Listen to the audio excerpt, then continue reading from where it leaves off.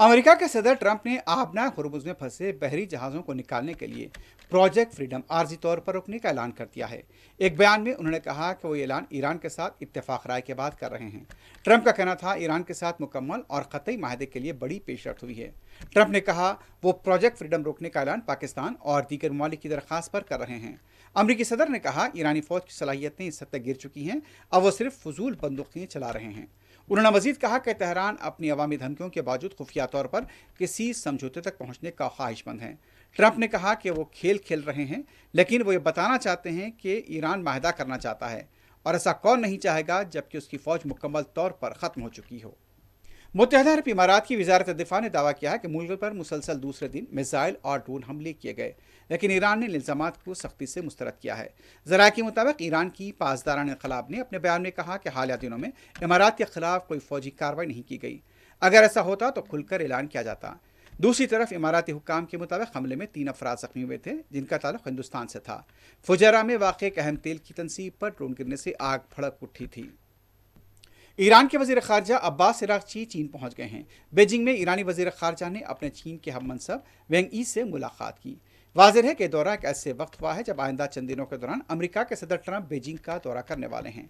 बताया जाता है कि अमेरिका इसराइल के साथ जंग और दूसरे उमूर पर ईरानी वज़ीर ख़ारजा ने अपने चीन के हम मनसब से तबादला ख्याल किया है।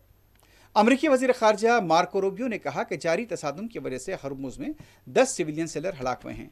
मार्को रूबियो का अपने बयान में कहना था कि अमरीकी फोर्सेस के लिए खतरा बनने वाले ड्रोन और बोट्स को निशाना बनाने का सिलसिला जारी रखेंगे।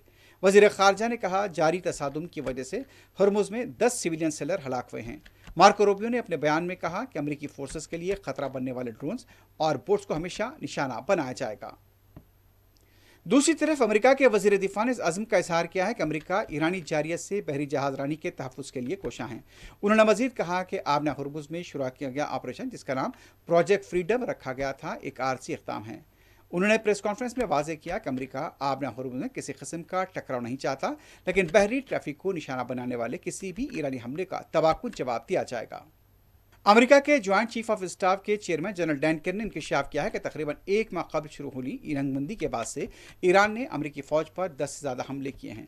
वाशिंगटन में प्रेस कॉन्फ्रेंस से खिताब करते हुए डैन केर्नी ने कहा 8 अप्रैल को होने वाली जंगबंदी के निफाज के बाद से ईरान ने तिजारती जहाज़ों पर 9 बार फायरिंग की और मालबरदार कंटेनर्स वाले 2 बहरी जहाज़ों को अपनी तहवील में लिया। डैन केर्नी ने इन वाक़यात की वजाहत करते हुए कहा कि ये हमले फ़िलहाल इस सतह से नीचे हैं जहाँ बड़े पैमाने पर जंगी कार्रवाइयों का दोबारा आगाज़ नागज़ीर हो जाए। आलमी मंडी में खाम तेल की कीमतों में मामूली कमी हुई है, ताहम ये कीमतें अब भी $100 से ऊपर हैं। ब्रेंट खाम तेल की कीमत $108 फी बैरल की सतह पर है, जबकि मुत्तहदा अरब इमारात मरबन खाम तेल $106 पर मौजूद है। ज़राए के मुताबिक WTI $100.6 फी बैरल में फ़रोख्त हो रहा है। माहरीन के मुताबिक आबना हुर्मुज़ में जारी कशीदगी और बहरी नक़ल हमल में खलल की वजह से खाम तेल की कीमतों पर दबाव बरकरार है। अमरीकी पुलिस ने तस्दीक की है कि एक शहरी ने टेक्सास में गोली मारकर 5 अफराद को हलाक किया है। पुलिस की तरफ से बात मंगल के दिन बताई गई। डलस में भी 2 अफराद को हलाक किया गया है। अमेरिका दुनिया के उन ममालिक में शामिल है जो गन कल्चर की वजह से आए दिन शहरियों की हलाकतों के वाक़यात से गुजरता है। टेक्सास में बताया गया है कि शख्स ने 5 अफराद को गोली मारी है। कैरल्टन पुलिस के चीफ रॉबर्ट टोंडो ने यह बताया कि कोई खुसूसी नौयत का वाक़या नहीं था, बल्कि इत्तेफाक़ी था। इसमें बंदूक चलाने वाले के हाथों लोग जख्मी और हलाक हुए हैं, लेकिन बाद में फायरिंग करने वाले को गिरफ्तार कर लिया गया।